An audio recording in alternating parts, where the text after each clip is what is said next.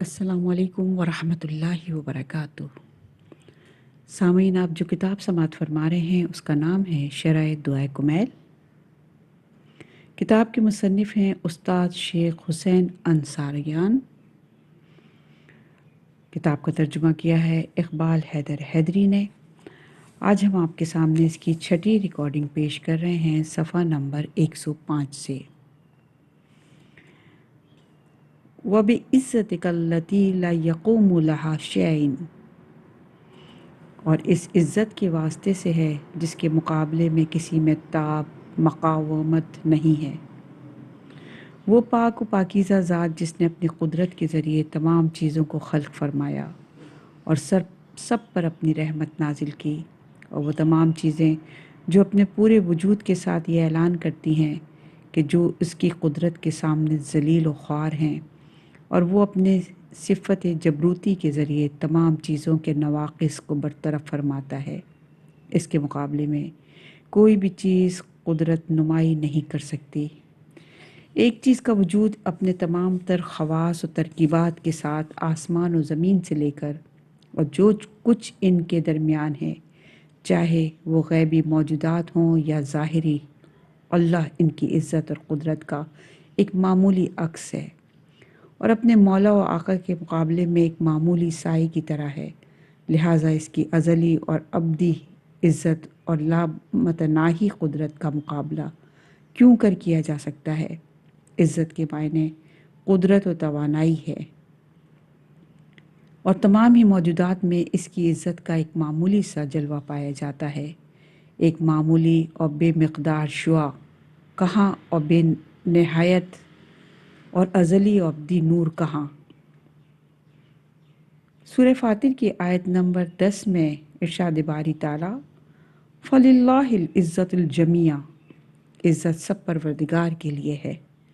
جی ہاں، قرآن مجید کے فرمان کے مطابق تمام عزت خداوند عالم ہی کے لیے ہے، اور جس کو چاہے اس کی صلاحیت کے لحاظ سے عطا کر دیتا ہے، اور جس کو نہ چاہے اس کو یہ عزت نہیں دیتا، اور اگر چاہے تو عزت دینے کے بعد چھین سکتا ہے۔ لہٰذا کوئی بھی اس کے مقابلے میں مستقل طور پر صاحب عزت نہیں ہے، اور کوئی بھی اس کی قدرت کا مقابلہ نہیں کر سکتا۔ وہ شکست ناپذیر قدرت کا مالک اور غالب غیر مغلوب ہے۔ وَبِعِزَّتِكَ الَّتِي مَلَأَتْ كُلَّ شَيْءٍ، اور اس عظمت کے واسطے سے ہے جس نے ہر چیز کو پر کر دیا ہے۔ فعل سے اس کے فاعل کی پہچان۔ سامعین کرام، آپ حضرات جانتے ہیں کہ کسی بھی فاعل کام کرنے والا یعنی کی عظمت اور بزرگی اس کے کام کے ذریعے کافی حد تک پہچانی جا سکتی ہے۔ وہ انجینئر جو 110 منزلہ بلڈنگ یا اس سے کم و زیادہ منازل کی بلڈنگ بنا لے تو اس فلک شگاف عمارت کو دیکھ کر انجینئر کی قوت فکر اور علمی صلاحیت کا اندازہ لگایا جا سکتا ہے۔ ایک عظیم الشان مؤلف جیسے صدر المتاہلین، جنہوں نے اسفار، عرشیہ، حکمت المطالعہ اور اسرار الآیات جیسی عظیم الشان کتابیں لکھ کر ان کی علمی صلاحیت کا اندازہ ان کی کتابوں سے لگایا جا سکتا ہے۔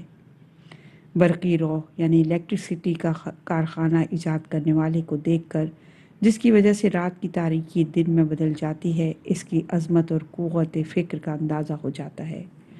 خداوند عالم کی عظمت و بزرگی ازلی اور ابدی اور بے نہایت ہونے کی وجہ سے ہے، اور ہم چونکہ وجود کے اعتبار سے محدود ہیں، اس کو سمجھنے سے قاصر ہیں، لیکن اس کی عظمت و بزرگی کے جلووں کو دنیا میں غور و فکر کر کے اپنے دل کی آنکھوں سے دیکھ سکتے ہیں، جس کی عظمت کے جلوے تمام ہی چیزوں میں روز روشن کی طرح چمک رہے ہیں۔ ہم اس سلسلے میں صرف 2 روایات اور اس کے بعد ایک علمی مطلب کی طرف اشارہ کریں گے، اور اس اشارے کی بنا پر ہم کافی حد تک اپنی مطلوب حقیقت تک پہنچ جائیں گے۔ چند عالم کی خلقت۔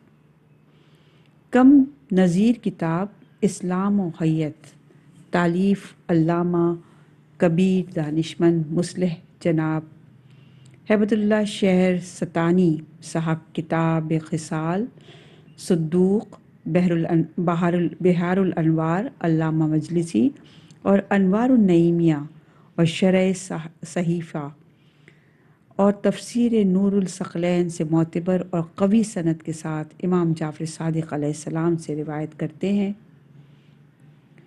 خداوند عالم کے 12,000 جہاں ہیں، جن میں سے ہر ایک ساتوں آسمان اور زمین سے بڑا ہے، اور ان میں سے ہر ایک کے رہنے والے دوسرے جہاں کی خبر نہیں رکھتے۔ آج کل کے ستارہ شناس ماہرین کہتے ہیں جہان ہستی ہزاروں جہاں سے مرکب ہے، اور ہر جہاں میں ہماری زمین و آسمان سے بڑے زمین و آسمان ہیں۔ اکثر اوقات عدد مثلاً 12,000 قرآن مجید اور روایات میں حدود اور تعداد کو بیان کرنے کے لیے نہیں ہوتا، بلکہ اس سے مراد کثرت و زیادتی ہوتی ہے۔ لہٰذا یہ تصور نہ پیدا ہو جائے کہ ہستی 12,000 جہاں میں محدود ہے، جہاں کی تعداد اس سے کہیں زیادہ ہے، جن کی تعداد قرآن مجید، روایات اور علم نجوم میں بیان ہوئی ہے۔ آسمان پر لٹکی ہوئی قندیلیں اور منظومہ شمسی۔ سید نعمت اللہ جزائری شرح صحیفہ میں حبیب خدا خاتم الانبیاء اور ائمہ معصومین علیہ السلام سے روایت کرتے ہیں کہ خداوند عالم نے 1,00,000 قندیلیں خلق فرمائی ہیں اور ان کو عرش پر لٹکا دیا ہے، اور تمام آسمان و زمین اور جو کچھ ان کے درمیان موجود ہے، یہاں تک کہ بہشت و دوزخ ایک قندیل میں ہے، اور خدا کے علاوہ کوئی نہیں جانتا کہ دوسری قندیلوں میں کیا کیا ہے۔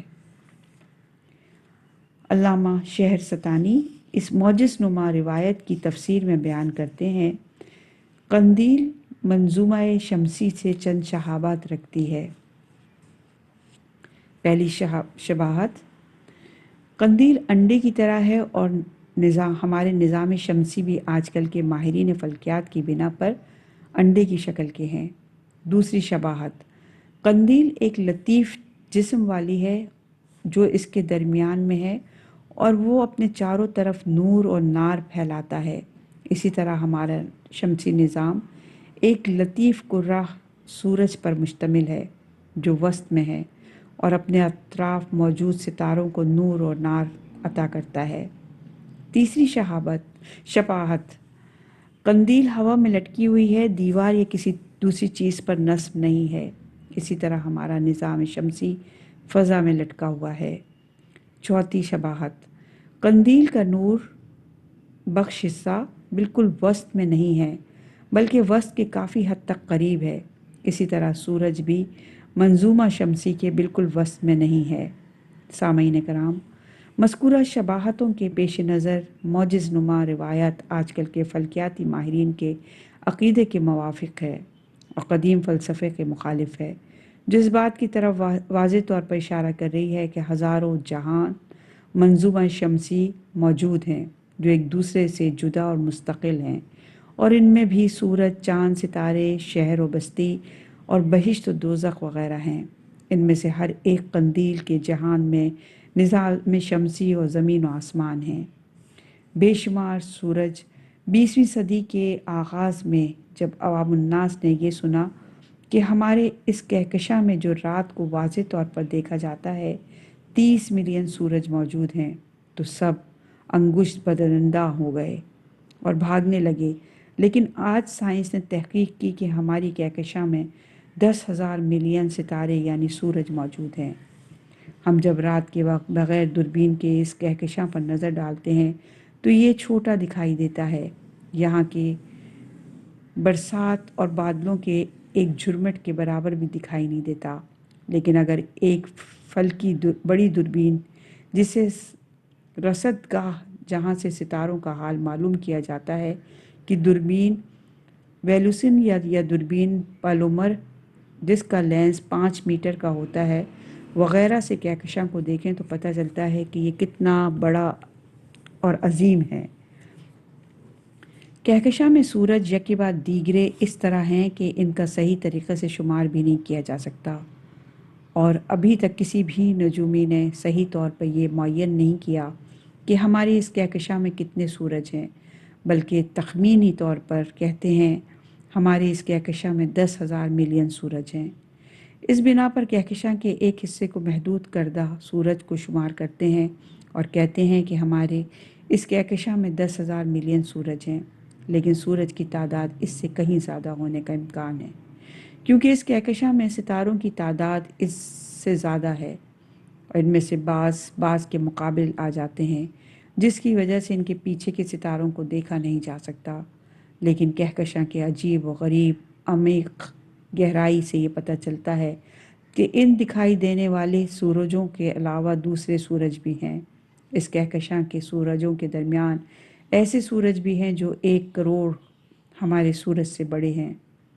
हमारे इस जहां में मिलियनों कहकशां मौजूद हैं और कभी इन कहकशां में दूसरी कहकशाओं से 20 लाख नूरी साल की दूरी से भी ज़्यादा फासला है। आजकल की सबसे बड़ी और ताकतवर दूरबीन पालोमर अमेरिका में है। इस दूरबीन के ज़रिए 1 अरब नूरी साल के फासले पर कहकशाओं के मुख्तलिफ रंगों को देखा जा सकता है, लेकिन कभी कभी इस दूरी के पीछे भी नूर दिखाई देता है, जिससे नजूमी हजरात इस बात का अंदाज़ा लगाते हैं कि इसके बाद भी कहकशां मौजूद है।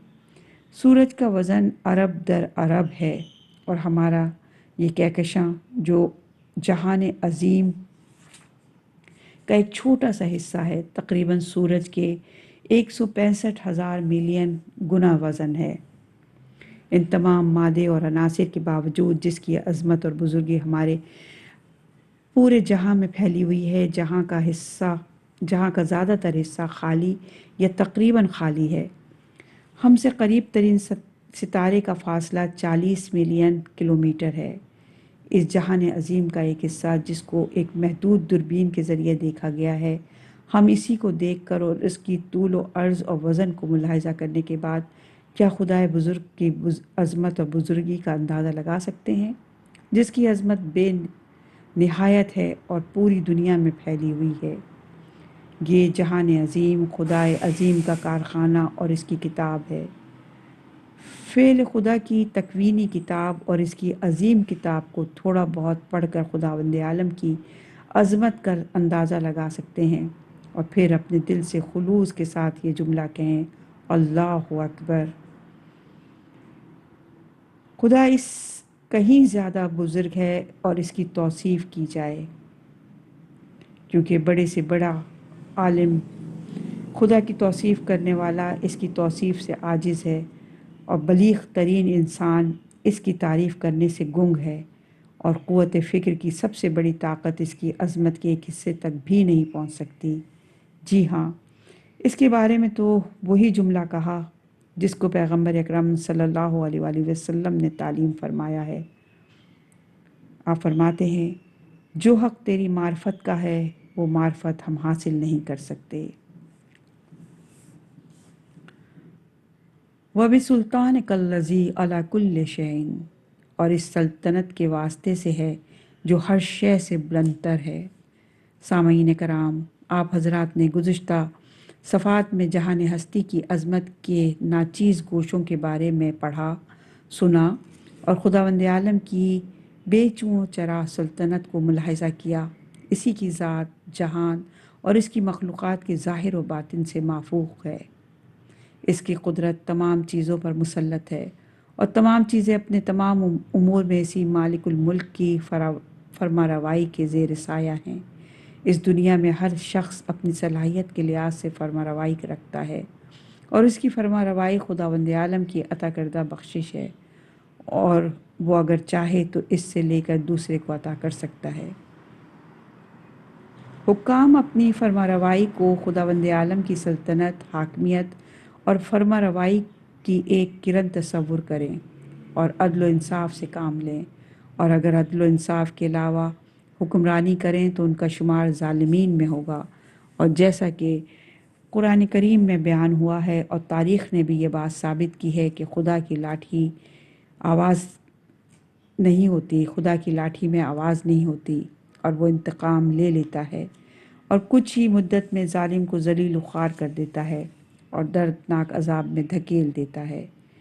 اس کی فرما روائی زمانہ نوح کے کفار و مشرکین کو موسلادھار بارش اور زمین سے پانی کا چشمہ ابال کر طوفان کی شکل میں نیست و نابود کر دیتی ہے۔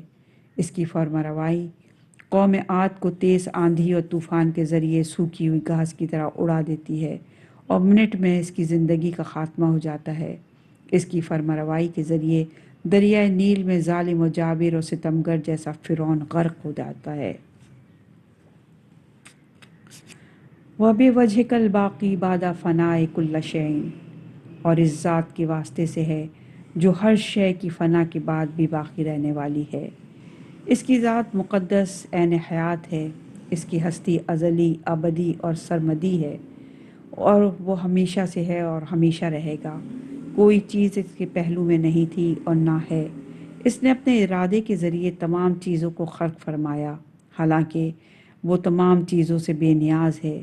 تمام چیزیں فنا ہونے والی ہیں، جبکہ اس کی ذات ہمیشہ کے لیے باقی رہے گی۔ اس جہان ہستی میں کوئی بھی چیز اپنی طرف سے مستقل حیات نہیں رکھتی۔ اس کی حیات خداوند عالم کی ایک روح پھونکنے کا ایک معمولی سا اشارہ ہے، لہٰذا تمام چیزوں میں فنا ہونے کی قابلیت حتمی ہے۔ فنا صفات نقص اور بقا صفات کمال میں سے ہے، جس کا نتیجہ یہ ہے کہ کمال مطلق باقی رہے گا، اور فنا ایک ایسی مہر ہے جو تمام ہی موجودات کی پیشانی اور تمام چیزوں کی دفتر حیات پر لگی ہوئی ہے۔ وَبِأَسْمَائِكَ الَّتِي مَلَأَتْ أَرْكَانَ كُلِّ شَيْءٍ، اور ان اسماء مبارکہ کے واسطے سے ہے جن سے ہر شے کے ارکان معمور ہیں۔ دعا کے اس فقرے میں اسما سے مراد لفظی اسما نہیں ہیں، وہ حروف سے مرکب ہوتے ہیں، بلکہ وہ حقائق اور مصادیق مراد ہیں جن پر الفاظ دلالت کرتے ہیں۔ رحمت واقعی، لطف حقیقی، علم ذاتی، عدل عینی اور قدرت فعلی نے تمام چیزوں کی ضرورتوں کو پورا کر دیا ہے، یا یوں کہیے کہ تمام چیزیں خدا کی حقیقی خالقیت، باریت، مصوریت، علم، بصیرت، عدل، حکمت، رحمت اور رافعت کی مظہر ہیں۔ تمام موجودات انہی حقائق کی وجہ سے وجود میں آئے ہیں اور انہی کے ذریعے باقی و دائم ہیں، نیز انہی کی برکت سے ان کی زندگی باقی ہے اور انہی کے سبب سے ان کو روزی ملتی ہے۔ انہیں تمام چیزوں میں غور و فکر کرنے سے یہ بات واضح ہو جاتی ہے کہ حروف سے مرکب شدہ لفظی اسماء حقیقی ہیں، اور کل شعین یعنی تمام موجودات کے مختلف حالات اور ان کی حقیقت و حیثیت مؤثر ہیں۔ اسماء حقیقی مؤثر ہیں، اسماء لفظی نہیں۔ بہرحال یہی اسماء حقیقی جہان ہستی کی مختلف حقائق کے تحقیق کے لیے واسطے ہیں، جیسا کہ معصومین علیہ السلام سے دراد شدہ دعائے سماعت میں بھی ہم پڑھتے ہیں۔ بار الہ، تیری بارگاہ میں تیرے بڑے نام سے، تیرے عظیم نام سے، تیرے عزیز نام سے، تیرے برجستہ نام سے اور تیرے گراں بہا نام سے سوال کرتا ہوں۔ سامعین کرام، اس دعا میں جو چیزیں بیان ہوئی ہیں وہ لفظ قدرت کے قاف، دال، ر، تے سے نہیں ہے، بلکہ حقیقت قدرت اور عین قدرت کی وجہ سے ہے۔ جن اسما کے ذریعے کل شعین یعنی تمام چیزوں کی ضرورتیں پوری ہوتی ہیں، در حقیقت وہ موجودہ حقائق ہیں جن کو قرآن مجید اور احادیث معصومین علیہ السلام میں اسما سے تعمیر کیا گیا ہے۔ ان اسما کے حقائق میں سے ائمہ طاہرین علیہ السلام ہیں، جو تمام مخلوقات میں خاص عظمت و اہمیت کے حامل ہیں، جو بندوں اور خدا کے درمیان روز قیامت کے لیے واسطہ فیض ہیں۔ خداوند عالم کی رحمت، ہدایت، لطف، رافعت، کرم و بخشش انہی حضرات کے صدقے میں بندوں تک پہنچتی ہے، اور انہی حضرات کی معرفت و ولایت کے زیر سایہ بندوں کے اعمال بارگاہ الہی میں قبول ہوتے ہیں۔ حکیم بزرگوار فیض کاشانی اپنی عظیم الشان تفسیر صافی میں امام جعفر صادق علیہ السلام سے روایت کرتے ہیں، امام فرماتے ہیں، خدا کی قسم ہم خدا کے اسماء حسنہ ہیں کہ خدا اپنے بندوں کے اعمال ہماری معرفت اور ہماری ولایت سے تمسک کے ذریعے ہی قبول کرتا ہے۔ لہٰذا معلوم یہ ہوا کہ انسان اگر فقط الفاظ پر توجہ کرے تو کسی مقام پر نہیں پہنچ سکتا، لہٰذا الفاظ کو چھوڑتے ہوئے حقیقت کی تلاش کریں، کیونکہ عالم ہستی میں جتنے بھی آثار پائے جاتے ہیں وہ اسماء حقیقی اور عین واقعات میں سے ہیں۔ اس اسم کی قسم جس کے وسیلے سے عرش پیدا ہوا، اور اس اسم کی قسم جس کے ذریعے کرسی کا وجود پیدا ہوا، اور اس اسم کی قسم جس کی برکت سے روح کو خلق کیا۔ وَبِعِلْمِكَ الَّذِي أَحَاطَ بِكُلِّ شَيْءٍ، اور اس علم کے واسطے سے ہے جو ہر شے کا احاطہ کیے ہوئے ہے۔ خداوند عالم کے علم کے سلسلے میں جو علم فعلی اور علم حضوری ہے، جو تمام موجودات کے ظاہر و باطن کا احاطہ کیے ہوئے ہے، اور کوئی چیز اس کے علم سے پوشیدہ نہیں ہے، اگرچہ کروڑوں ذرات میں سے کوئی بھی ذرہ کیوں نہ ہو۔ تمام مخلوقات کی تعداد، ان کے ذرات اور مختلف قسم کے دانے، یہاں تک کہ بارش کے قطروں کا علم اس کے پاس موجود ہے۔ ہم یہاں پر اس سلسلے میں قرآن مجید میں بیان شدہ آیات پر اکتفا کرتے ہیں۔ سورہ آل عمران کی آیت نمبر 29 میں ارشاد باری تعالیٰ، وہ زمین و آسمان کی ہر چیز کو جانتا ہے۔ سورہ انعام کی آیت نمبر 59 میں ارشاد باری تعالیٰ، اور وہ خشک و تر سب کا جاننے والا ہے، کوئی پتا بھی گرتا ہے تو اس سے اس کا علم ہے۔ سورہ نحل کی آیت نمبر 19 میں پروردگار فرماتا ہے، اور اللہ ہی تمہارے باطن و ظاہر دونوں سے باخبر ہے۔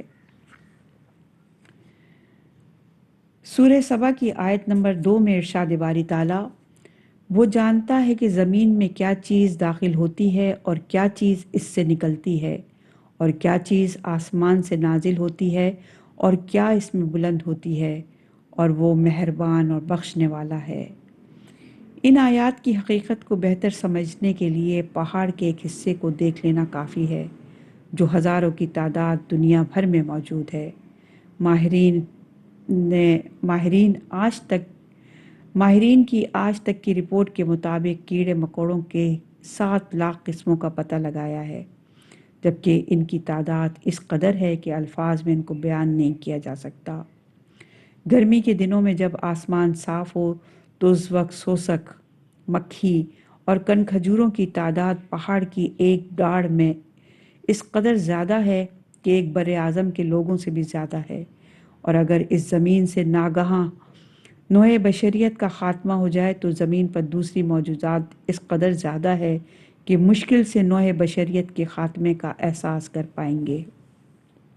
وَبِنُورِ وَجْهِكَ الَّذِي أَضَاءَ لَهُ كُلَّ شَيْءٍ، اور وہ اس نور ذات کے واسطے سے ہے جس سے ہر شے روشن ہے۔ آیات اور روایات میں نور کے معنی۔ قرآن مجید اور روایات میں کمالات اور اقدار کو نور سے تعبیر کیا گیا ہے۔ نور سے مراد ہدایت ہے۔ نور کے معنی ایمان کی طرف قدم بڑھانے کے ہیں۔ نور یعنی اسلام، نور یعنی معرفت، نور یعنی علم، نور یعنی دلی روشنی۔ قرآن کریم میں نور کے معنی اس طرح بیان کیے گئے ہیں۔ سورہ مائدہ کی آیت نمبر 15 میں ارشاد باری تعالیٰ، اے اہل کتاب، تمہارے پاس ہمارا رسول آ چکا ہے جو ان میں سے بہت سی باتوں کی وضاحت کر رہا ہے جن کو تم کتاب خدا میں سے چھپا رہے تھے۔ نور کے معنی احکام الہی، مسائل اخلاقی اور اعتقادی حقائق ہیں۔ سورہ مائدہ کی آیت نمبر 44 میں ارشاد باری تعالیٰ، بے شک ہم نے توریت کو نازل کیا جس میں ہدایت اور نور ہے۔ سامعین کرام، مذکورہ معنی کے پیش نظر یہ بات کہی جائے گی کہ نور سے مراد خداوند عالم کی صفات، کمالات اور اسماء حسنہ ہیں جن سے ہر مخلوق اپنی استعداد اور قابلیت کے لحاظ سے فیضیاب ہوتی ہے اور اس کامرانی میں اپنی ظلمت و تاریکی سے نجات پیدا کرتی ہے۔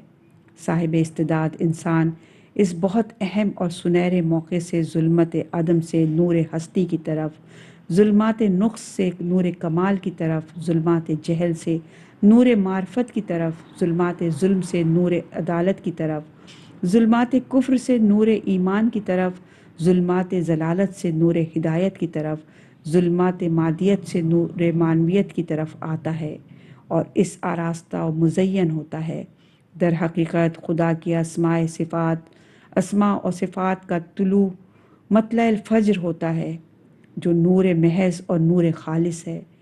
قرآن کریم کی آیات اور معصومین علیہ السلام کی تعلیمات کے پیش نظر یہ بات کہی جا سکتی ہے کہ نور وجہ سے مراد وہی حقائق و کمالات ہیں جس کے 1000 نمونے دعائے جوشن کبیر میں بیان کیے گئے ہیں۔ لیکن اب سوال یہ پیدا ہوتا ہے کہ لفظ نور مفرد کیوں ہے، اور اس کا جواب یہ ہے کہ خداوند عالم کے تمام اسماء حسنہ اور اس کے بلند و بالا صفات اس کی عین ذات ہیں اور اس کی ذات مقدس میں کسی طرح کی کوئی ترکیب نہیں ہے، یعنی صفت اور موصوف کا تصور نہیں پایا جاتا۔ خداوند عالم کا علم، اس کی حکمت، اس کا عدل، رحمت، لطف اور اس کی رحمانیت وغیرہ تمام کی تمام اسی خدائے واحد یگانہ کی ذات بابرکت کا ہے۔ اور چونکہ لفظ نور کا استعمال ہدایت پر ہونا معرف الہی میں بہت زیادہ بیان ہوا ہے، جس کے پیش نظر شاید اس نورانی جملے کے معنی یہ ہوں: خدایا میں تجھ سے تیری اس ہدایت اور رہنمائی کے واسطے سے سوال کرتا ہوں جس کے ذریعے تمام موجودات ہدایت یافتہ ہیں۔ بہرحال لفظ نور میں تمام آسمانی اور ملکوتی معنی اور مفاہیم سمائے ہوئے ہیں۔ یہ تو ذوق سلیم اور قلب نورانی اپنے لحاظ سے مختلف معنی میں استعمال کرتا ہے۔ یا نور ہو، یا قدوس ہو، یا اول الاولین و یا آخر الآخرین۔ اے نور، اے پاکیزہ صفات، اے اولین سے اول اور آخرین سے آخر، اے تمام کمالات، اے سب کے پیدا کرنے والے، اے ظہور محض، اے ظاہر، اے آشکار اور اے واضح روز عرفہ، صحرائے عرفات میں تیرا عاشق بے قرار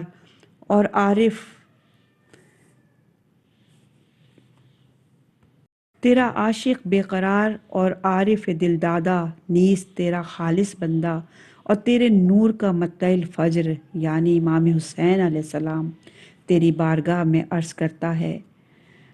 آپ فرماتے ہیں، کیا تیرے علاوہ کسی غیر کے لیے کوئی ظہور ہے جو تیرے لیے نہیں؟ جو کوئی دوسرا تیرے ظہور کے لیے وسیلہ بنے؟ بار الہ، تو کب مخفی تھا جس کو ظاہر کرنے کے لیے کسی دلیل کی ضرورت ہوتی؟ تو کب دور تھا جو تجھ تک پہنچنے والے آثار کی ضرورت ہو؟ اے پروردگار عالم، جس وقت میں اپنی نفسانی حالت سے دور رہتے ہوئے اپنی حقیقت کو سمجھنے کے بعد غور سے دیکھتا ہوں تو پتہ چلتا ہے کہ اس جہان ہستی میں تیرے جلال و جمال کی روشنی ہر چیز سے روشن تر ہے۔ تیرے وجود کے لیے کوئی خفا اور پوشیدگی نہیں ہے کہ کوئی چراغ جلا کر تیری ربوبیت کی جستجو کروں، کیونکہ جب بھی کسی حقیقت کے ذریعے اپنے راستے کی دلیل فرض کروں تو غور و فکر کے بعد یہ واضح ہو جاتا ہے کہ اس دلیل کا پیدا کرنے والا اور اس چراغ کو روشن کرنے والا بھی تو ہی ہے۔ تو کس وقت غائب اور چھپا ہوا تھا اور کسی دلیل کا محتاج ہوتا تو تیرے وجود پر دلالت کرتی، اور تو کب اور کس موقع پر دور تھا کہ تیرے ہی پیدا کردہ آثار کے ذریعے تجھ تک پہنچا جاتا۔ اے تمام عیوب سے پاک و پاکیزہ، اے تمام نقائص اور خامیوں سے پاک و منزہ، اے جو تمام توصیف بیان کرنے والوں کی توصیف سے بلند و بالا ہے، اے کل کمال، اے حقیقت محض، یا نور و یا قدوس، اے تمام چیزوں کی ابتدا بغیر اس کے تیری ذات مقدس کے لیے کوئی ابتدا ہو، اے تمام چیزوں کی آخر کے آخر بغیر اس کے کہ تیری ذات کے لیے کوئی آخر ہو۔ تو ہر چیز کی ابتدا کرنے والا ہے، حالانکہ تیرے لیے کوئی ابتدا نہیں ہے۔ اور اے ذات ازلی جو تمام چیزوں کے فنا ہونے کے بعد بھی ہمیشہ ہمیشہ کے لیے باقی رہے گا۔ ابتدا اور آخری صفت کل شیء کی ایک اصطلاح ہے۔ تمام چیزیں اول و آخر نیز ابتدا اور انتہا رکھتی ہیں، اور اس ابتدا اور انتہا میں دو حقیقتیں ہیں جن کو تو نے ہر مخلوقات کے لیے قرار دے رکھا ہے۔ ابتدا کا ہونا اس بات کی دلیل ہے کہ یہ موجودات ایک دن نہیں تھیں، تو نے ان کو لباس خلقت سے آراستہ کیا، اور آخر ہونا اس بات کی دلیل ہے کہ یہ تمام چیزیں ایک دن فنا کی چادر اوڑھ لیں گی اور تیری ہی ذات ان کو فنا دے گی۔ لہٰذا معلوم یہ ہوا کہ تو کل شیء ہے، تو کل شیء سے پہلے تھا اور کل شیء کے بعد بھی باقی رہے گا، اور تیرے بعد کوئی چیز نہیں رہے گی، یا اول الاولین یا آخر الآخرین۔